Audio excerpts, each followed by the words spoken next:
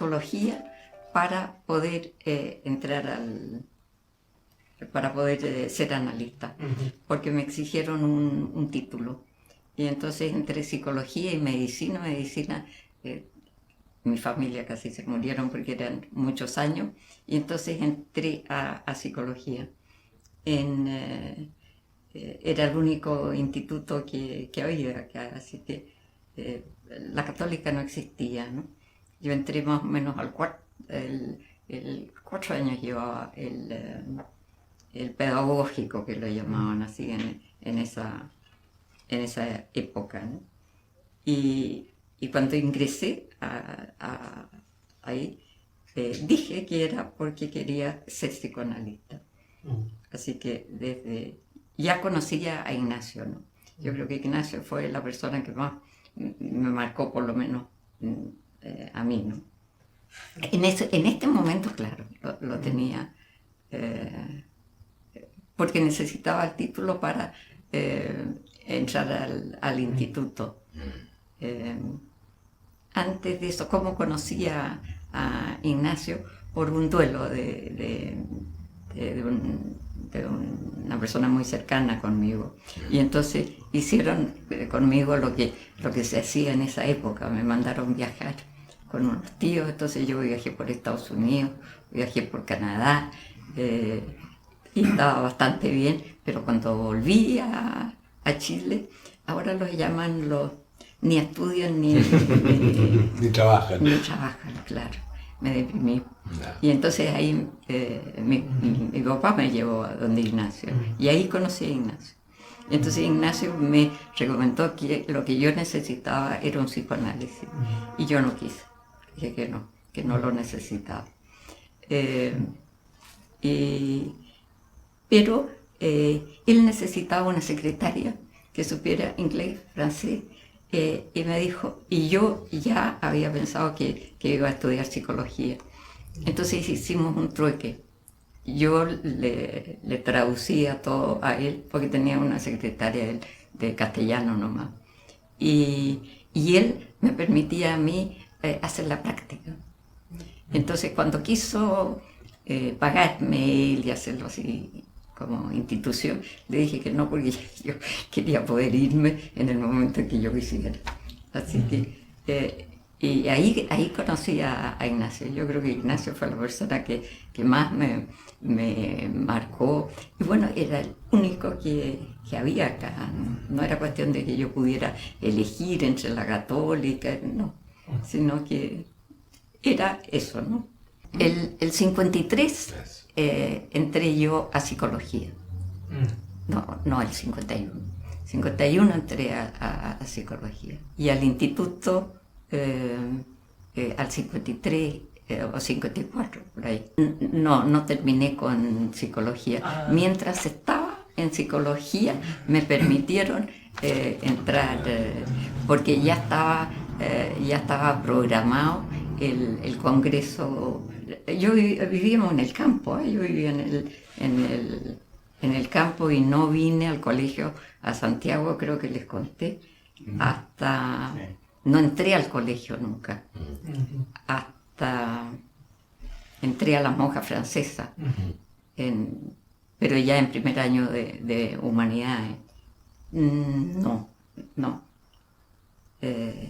Había más, estaba toda en la historia de Omar salen todos los primeros, ¿no?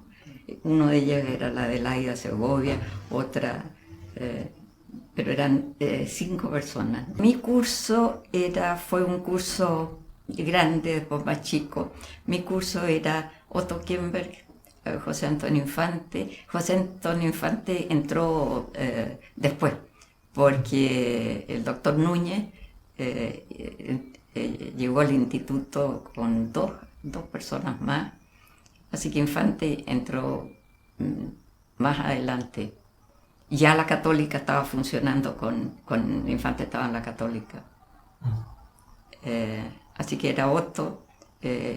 Estaba también la Luz Rogué, pero se lo presentaba Ramón Gansarain. Así que Entonces yo estaba haciendo psicología y en el instituto. Y con ese arreglo con Ignacio, ¿no? Ahora, Ignacio era realmente una persona inteligentísima, ¿no? Y él, bueno, yo creo que muchas veces he pensado cómo habría sido Ignacio si hubiera tenido un grupo así como el que había en Buenos Aires. Porque cuando yo llegué a Buenos Aires estaba Grinberg, estaba Blecher, estaba Raskowski, estaba la Arminda, la negra, Pichon Rivière, que estaba traduciendo las cosas de Klein.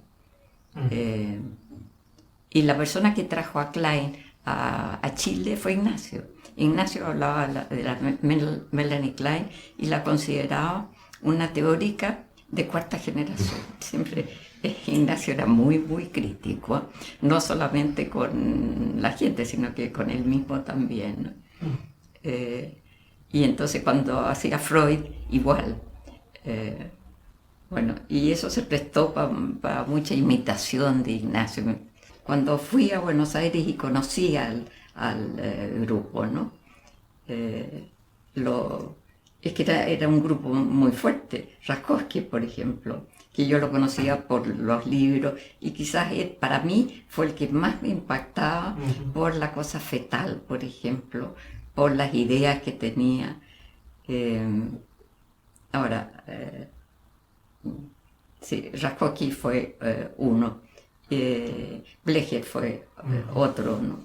Que también impactaba, pero estaba Pichon Rivière. Pichon Rivière era en ese momento muy importante, él y la Arminda. Todavía no estaban separados, ¿sí? En esa época, pero era un grupo. Ignacio era un guacho solo, a diferencia de este grupo que era muy contenedor. Sí, Raskowski es el que más me... No la personalidad de él, porque la personalidad de Raskowski era muy sin setting. Entonces, estaba Raquel en esa época. Quizás Raquel fue de los que más me impresionó, porque yo me encontré con él y estábamos hablando o algo así, y entonces yo le conté un poco cómo era mi análisis. Y me dijo, no, pero eso no es un análisis, me dijo, eso es una relación personal, la que usted tenía. Entonces yo quedé un poco así, tantos años, y era así por la forma en que arregló las cosas acá, Ignacio. Ahí tomé la decisión mi hijo no había nacido todavía. Entonces me era más fácil. Generalmente iba desde ya diciembre, enero, parte de febrero, en análisis de 5 veces por semana, cosa que acá con Ignacio nunca tuvimos. Tuvimos análisis de 3 veces por semana, siempre. ¿Por qué lo hizo así Ignacio? No sé yo. Yo no conocía a Ignacio en esa época, lo que pasa es que mis padres eran amigos con ellos, ¿no? 60, comencé a ir el 60, y Carlos también. El 60 hasta el 64, 65, cuando ya mi hijo entró acá al colegio, ¿no? Entonces, y bueno, que Grinberg también se fueron de Argentina por toda la situación política que había, ¿no? Ellos fueron conmigo muy generosos. Por ejemplo, yo acá en el año 60 venía Eduardo Calina, no sé si lo ubican, bueno, él era el miembro más chico de la sociedad argentina, ¿no? Y para el Congreso yo tuve que dar 3 comidas, ¿no? Entonces yo me simplificaba, ya chupé locos, esto, qué sé yo, pero como era el más chico y lo convidaba muy poco, yo siempre le decía, bueno, vente a mi casa. Y él comía en mi casa cada comida que yo tenía, ¿no? Pero cuando fui yo a Buenos Aires, me dijo, oye, tengo una supervisión con Emilio Rodríguez, si a ti te interesa, y yo te convido a que vayas. Y me devolvió la mano, ¿no? Y entonces ahí, si no, yo no habría podido supervisar con Emilio, que Emilio venía llegando de Londres y ya había escrito un trabajo sobre un niño esquizofrénico que había sido publicado en el New Directions con la Melanie Klein, ¿no? Entonces era... y por eso asistía a lo de Emilio, que era muy genial y muy especial, por la manera de pensar, por la manera de... no sé si han leído la biografía de Freud, primero un tipo que sabía muchísimo, conocía muy bien a Freud. Bueno, eso era algo que a mí me chocaba un poco acá en Chile, ¿eh? Que en el momento en que comenzamos a estudiar a Klein, todo el mundo olvidó a Freud. Freud se tomaba muy poco en cuenta. Entonces, cosas que no pasaban en otras partes del mundo, porque inclusive en Estados Unidos los americanos conocen muy bien a Freud. Y no digo nada, los ingleses, Meltzer, por ejemplo. En cambio acá uno seguía con Klein y Freud se descartó y quedó de lado. Tanto quedó de lado que yo creo que por eso después se invitó a Brudny para que diera Freud, ¿no? Porque era un hueco que teníamos todos, ¿no? Con Freud. Grimberg, Koski, bueno, Rakel. Yo supervisaba con la mujer de Rakel, la Nun Rakel, que después se casó con Rodríguez, porque Rakel murió al páncreas, de una cosa al páncreas, y prematuramente, ¿no? Y Carlos se analizaba con Rakel.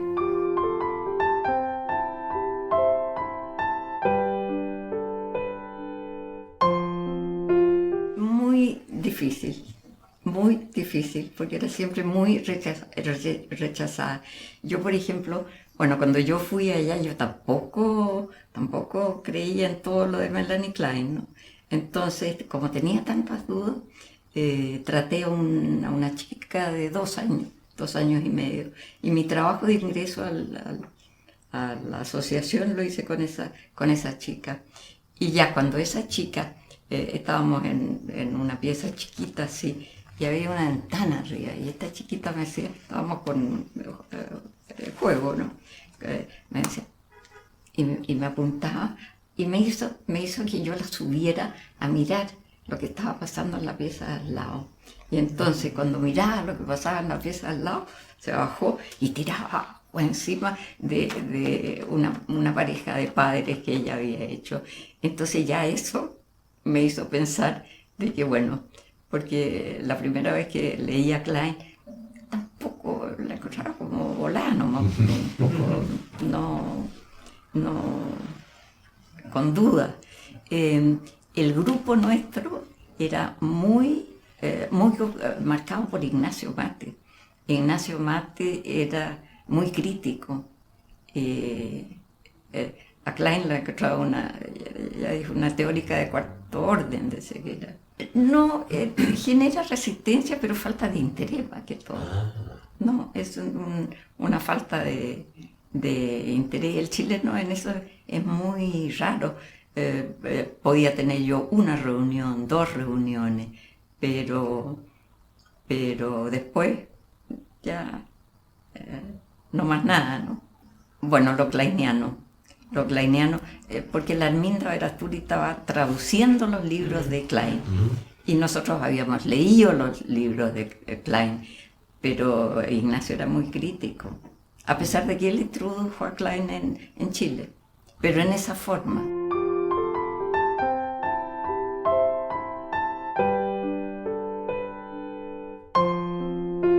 No, en la técnica se metió Ignacio en algo que era muy difícil de ensamblar, porque murió de repente acá un profesor vivado o algo así. Y entonces el grupo de psiquiatras y que apoyaban a Mate, en el cual yo no estaba porque era chica, todavía en esa época,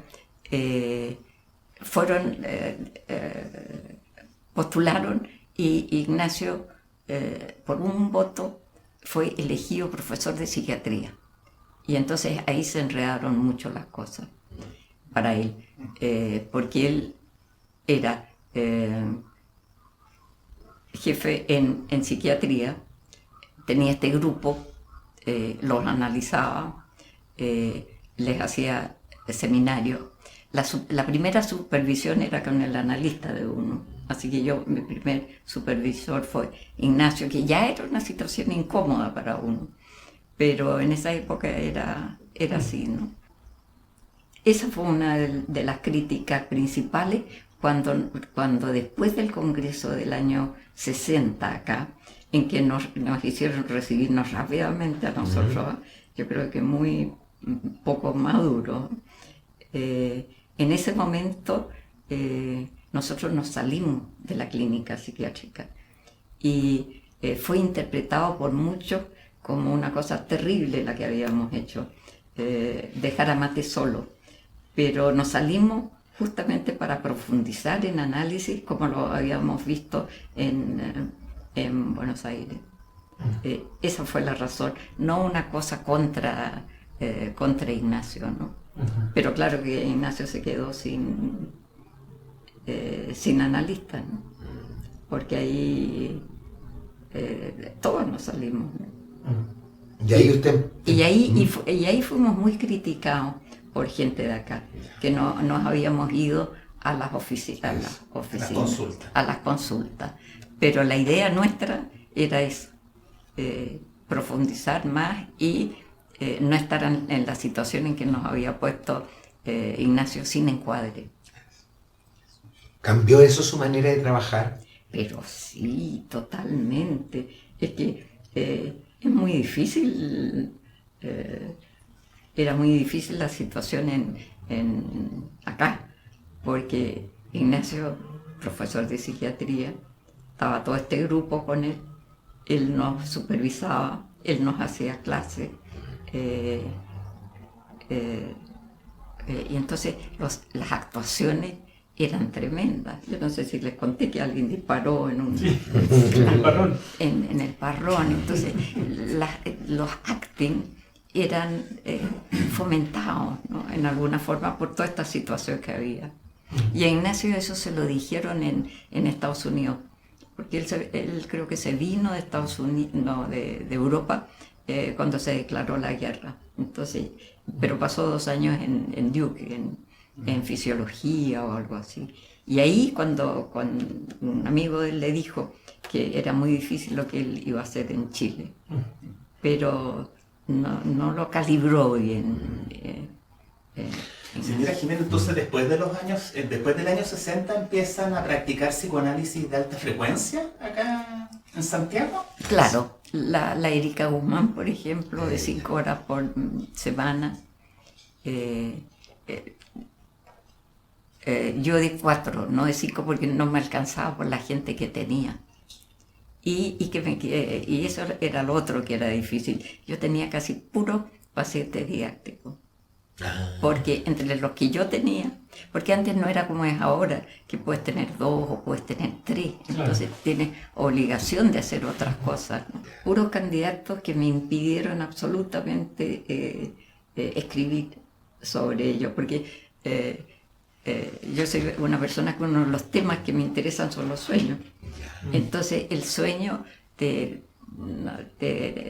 delata un análisis, ¿no? Y por la manera en que yo pienso también. ¿Cuándo fue? Hará unos 8 años, una cosa así. En una reunión que tuvimos acá, me preguntaron a mí en una reunión, que ya estaba Jordán y ya estaba más gente, me preguntaron que hasta cuándo pensaba yo que uno podía guardarle el secreto profesional a los candidatos que había tenido, a los pacientes que había tenido, y yo dije que era para siempre. Y entonces ahí otra persona dijo, pero ¿cómo? Si esa es una experiencia que ya después de 20 años, 25 años, ¿qué importa? Y yo dije, no. Y yo nunca he tenido a alguien en grupo mío que haya sido paciente mío, porque creo que la transferencia está ahí y te echa a perder el grupo. Los sueños quizás fue lo primero que yo leía en la biblioteca de mis padres, porque estaban los libros de Freud. Y entonces de los libros de Freud, a mí lo que más me interesaba, yo haber tenido 15 años, qué sé yo, los sueños, porque es lo que más atrae, ¿no? Eran los sueños y los libros que traía mi abuela, que vivía medio año en Francia. Y entonces traía todos los libros prohibidos de Francia también. Y bueno, yo tenía acceso a leer en mi casa. Yo la transferencia, a ver, ¿cómo te la puedo definir?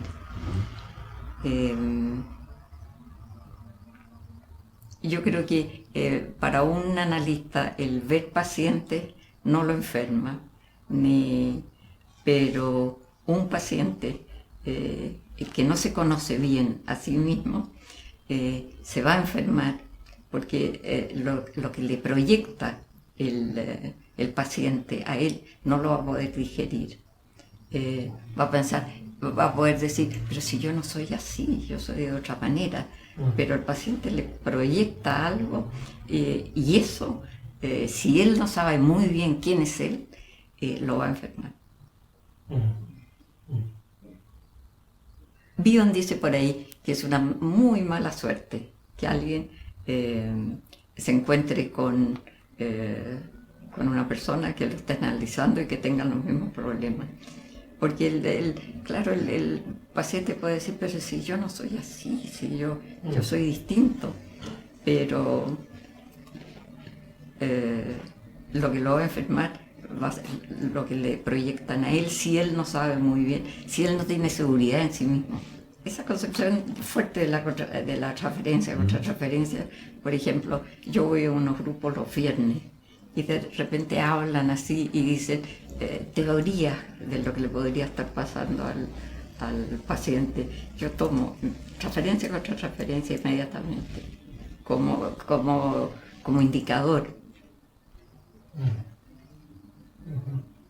Entonces no creo que porque una persona que consulta, por ejemplo, podría llegar y consultar porque se da cuenta que él fracasa siempre con las mujeres. Y entonces tiene esa idea, que saco si yo soy así, pero no se da cuenta que él es así, pero que él está siempre haciendo algo para ser dejado por él. Entonces el análisis que imagina alguien es ir y ser el regalón del analista, el de los mejores sueños. Claro, y el analista está centrado en qué es lo que no dice, qué es lo que está tratando de ocultarme. Es otra visión, otra cosa que se lo diga en ese instante o que se demore un año más en de decírselo, ¿no? Pero la visión es distinta, ¿no? Yo creo que lo que más me marcó a mí es en una época en que antes de cualquier, ya cuando podíamos ir a los congresos, ¿no? Pero había un congreso predidáctico en Londres. ¿Qué año más o menos? La primera vez que yo fui fue, ya no me acuerdo qué año, pero tendría que, si hago memoria voy a... Entonces, lo organizaba el grupo británico. Entonces, antes del Congreso Internacional, había en Londres el precongreso didáctico. Ese precongreso didáctico no era para los ingleses y estaba dividido, ya habían sido las controversias, y entonces uno podía elegir en qué grupo se metía. Y yo me metí siempre en grupos kleinianos, Entonces ahí conocí, por ejemplo, a Rosenfeld. Rosenfeld a mí me impactó, pero muchísimo la forma, la finura, el cómo trabajaba y la habilidad que tenía para con los psicóticos, ¿no? Eso me impresionó. Lo otro, que eran muy concisos y muy claros para las cosas que decían, y porque la teoría estaba out, totalmente out. Me lo marca. Y en estos grupos que voy el viernes, por ejemplo, de repente me quedan mirando así porque todos hablan que lo que podría estar pasando es tal cosa, y entonces dan todas hipótesis dinámicas, o yo las hipótesis dinámicas, puede que sí, puede que no me calienta, ¿no? Ninguna. Entonces, pero sí agarro, tomo inmediatamente la referencia contra referencia. Tomarla, no, porque hay un timing. Hay un timing y uno podría tener que esperar 2 años para poder decirle algo a un paciente que si uno se lo dijera en ese instante, o lo repite intelectualmente, o se va o le hace daño. No, entonces uno va cambiando la técnica, ¿no? Pero a mí me marcó mucho esos precongresos, porque asistí el de la Hanna Segal, le asistí a la Hanna Segal, le asistí a Rosenfeld, a Laufer, en fin, todas las, pero sobre todo a los kleinianos, a Meltzer también, bueno, a la Betty Joseph, a la Betty Joseph, y después los más jóvenes, a Britton, a Steiner, por la Ruth, porque la Ruth después le iba mejor, y entonces cuando a la Ruth le comenzó a ir mejor y ya era analista, ella venía año por medio acá, y cuando venía acá yo le organizaba a ella seminario acá con toda la gente joven, con Caponi, con Pola, con esa generación. Entonces esa fue una de las cosas que hacía con ella. Y cuando yo iba, el año que a mí me tocaba ir donde la Ruth, viajábamos, no viajábamos por distintas partes.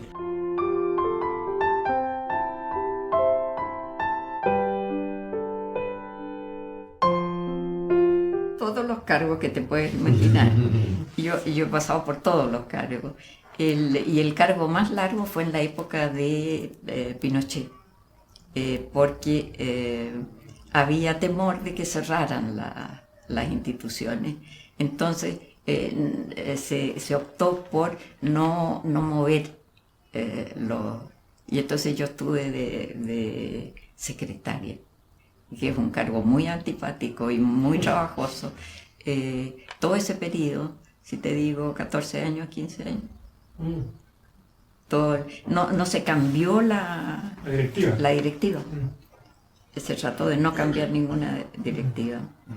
Bueno, primero que nosotros trabajamos mucho por ejemplo, los seminarios nunca fueron pagados, ninguno.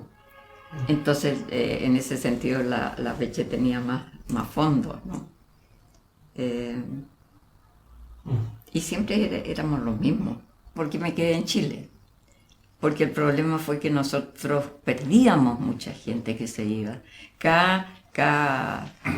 Cuando salió Allende fue un desastre, se fueron. Y después cuando estaba Pinochet se iban los otros, ¿no?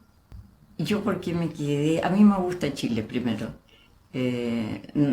Pensé que no me gustaba vivir en ningún otro lugar. Y cuando Kemberg se fue, él se llevó a Gansarein, después se llevó a Infante, y también me habló a mí para que me fuera, y yo le dije que no, que me iba a quedar acá. ¿Será que me gusta el país? A mí me costaría mucho vivir fuera de Chile.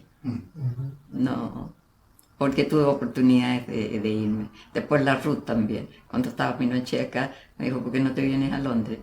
Y también le dije que no.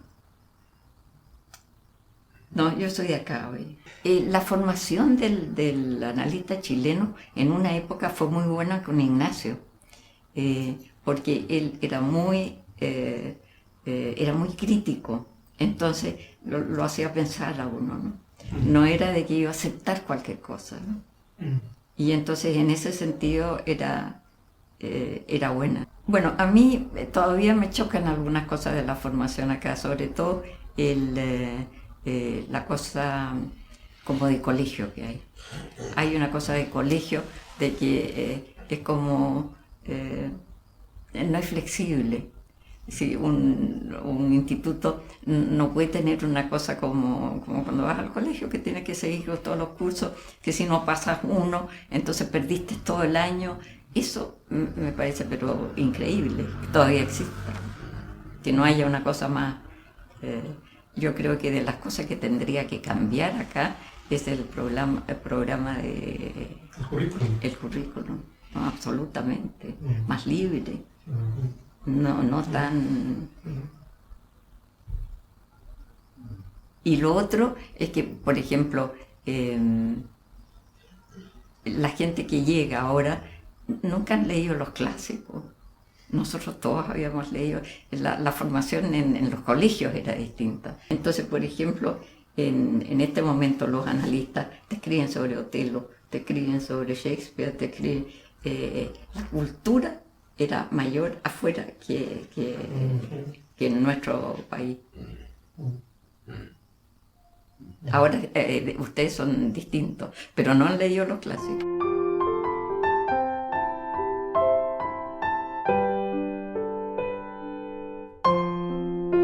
¿Tú no crees que es bueno que uno sepa quién es uno? Pero que lo sepa de verdad.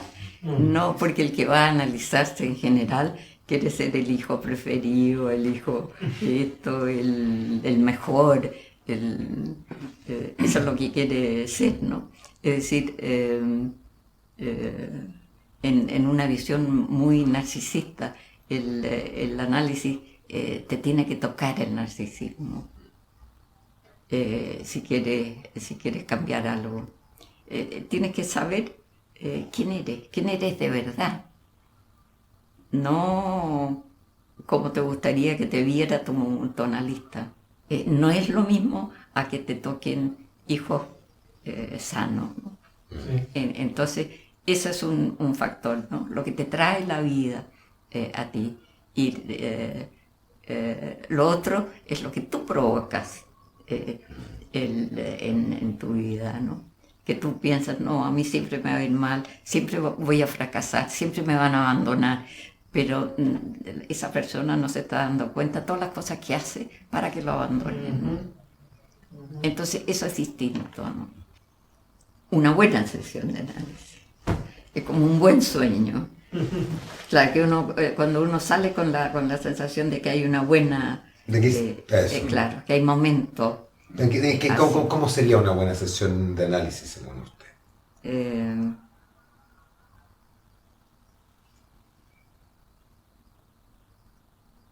Yo no sé en qué lo capta, ¿no? Pero lo capta, ¿no? Porque no necesariamente se trata de que el paciente se vaya feliz, no se trata de que la persona así como, sí, se alivie. No, porque eso podía tener defensa maníaca y punto, ¿no? Que eso es muy perturbador, ¿no? El paciente que se defiende con defensa maníaca por la depresión que implica, ¿no? No, yo creo que la persona que se analiza tiene que saber realmente quién es, sin mentira, sin... ¿Qué es lo que la gente en general hace, no? Y la buena sesión depende también del estado de ánimo en que está el analista, ¿no? Y no cuando está, por ejemplo, con esos estados de ánimo como de lata, porque ahí ya está influido por lo que está haciendo el otro y que no se está hablando, ¿no? Que esté despierto, que esté conectado, que esté interesado. Y bueno, hay ciertas características específicas que necesita un analista, ¿no? Que tenga algún interés en conocer el inconsciente del otro y el propio, ¿no? Son, acá se le ha dado poca importancia en general, por ejemplo, a la bondad del analista, ¿no? Versus la cosa cruel hay analistas que pueden ser muy crueles con un paciente, ¿no? Sin tener intención pero el sadomasoquismo, en último término.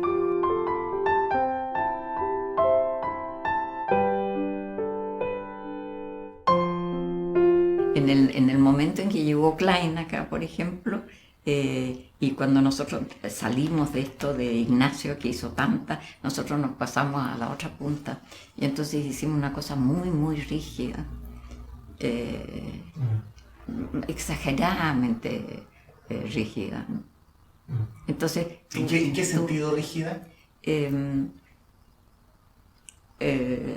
Cuando un analista dice, yo no le dejo pasar una a un paciente, no es una actitud eso, no dejarle pasar una y cuando surge el sadomasoquismo, sí. No, yo pienso que la teoría, bueno, es que Ignacio a mí siempre me decía, porque a mí no me gustaba estudiar las cosas, qué sé yo, me gustaba la clínica, y siempre me decía, usted va a ser una practicona, me decía, si no estudia la teoría. Y tenía razón, uno tiene que estudiar la teoría, pero dejarla de lado. Y por ejemplo, a un colega nuestro que fue a supervisar a Londres, le dijeron, mire, usted sabe mucho de teoría, trate de olvidarla cuando esté con el paciente. Y estaba tan ofendido, pero tan ofendido, porque hasta había escrito trabajo en el International y todo, sobre la envidia, no sé qué más. Entonces le dije, pero olvide todo eso, porque es el feeling que uno tiene con él. Sí, pero el feeling con el paciente tiene que ser pensado que uno está jugando limpio. Que uno no es así nomás, no es yo soy tan buena. Que yo no esté engañada conmigo misma. No, yo creo que el análisis tiene no es consecuencia. ¿Tendría un objetivo terapéutico según usted? Sí, porque la persona al conocerse va a poder defenderse. Porque un analista no es que te enferme el paciente, ni las cosas que te diga, sino que te enferma porque tú no sabes bien cómo eres tú. Porque hay justamente personas que rehuyen el dolor, ¿no?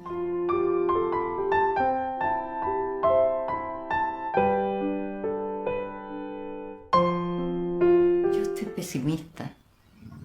No veo cómo van a salir. Por la cantidad de distintas escuelas, distintas... No, sí, está bien. Pero, ¿qué es lo que se llama psicoanálisis hoy día? Es que yo no sé si mi pesimismo es eso o si mi pesimismo es la forma en que está el mundo en este momento, la situación que hay. Porque toda esa situación que hay en este momento, la situación mundial, así, influyen en nosotros. Hay profesiones más entretenidas en este momento. Hay mucho menos postulantes a analizarse.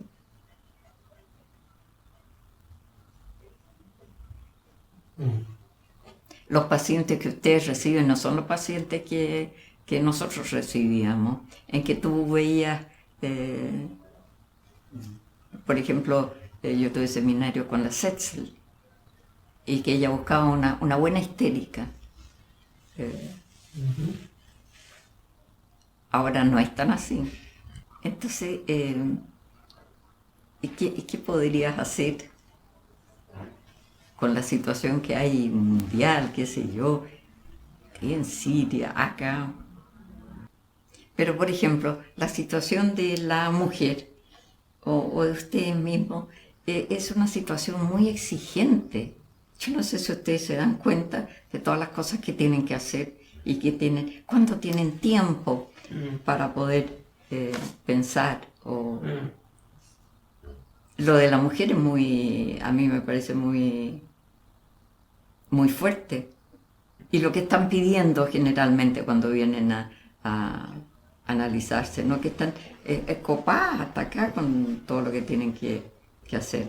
Pero ustedes no ven que casi toda la gente está igual con esa cosa competitiva, parece.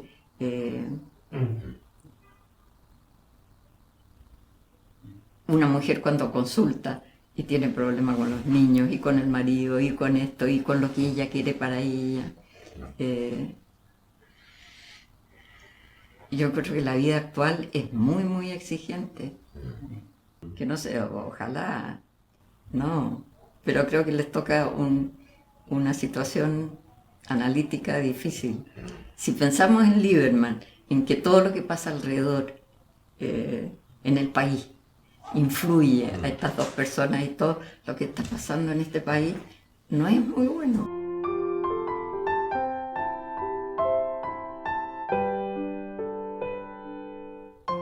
Nunca lo había pensado porque yo creo que cada persona me tiene en mente en forma un poco distinta, pero yo creo que me tienen en mente como, por ejemplo, a mí siempre me ha extrañado que tú me decías, señora Jimena, usted lo que no quiera contestar, usted no lo contesta, pero ¿desde cuándo piensa que yo no voy a contestar si no me da la gana de contestar? No puedo decir que quiero que me recuerden dulce porque no soy dulce. ¿Verdad? Uno tiene que pensar en qué es lo que es uno.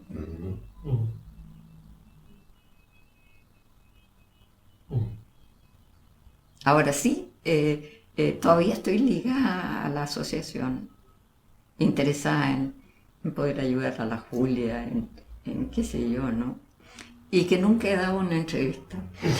Así que eso, no sé cómo lo consiguieron ustedes, porque nunca he aparecido en la televisión, yo jamás.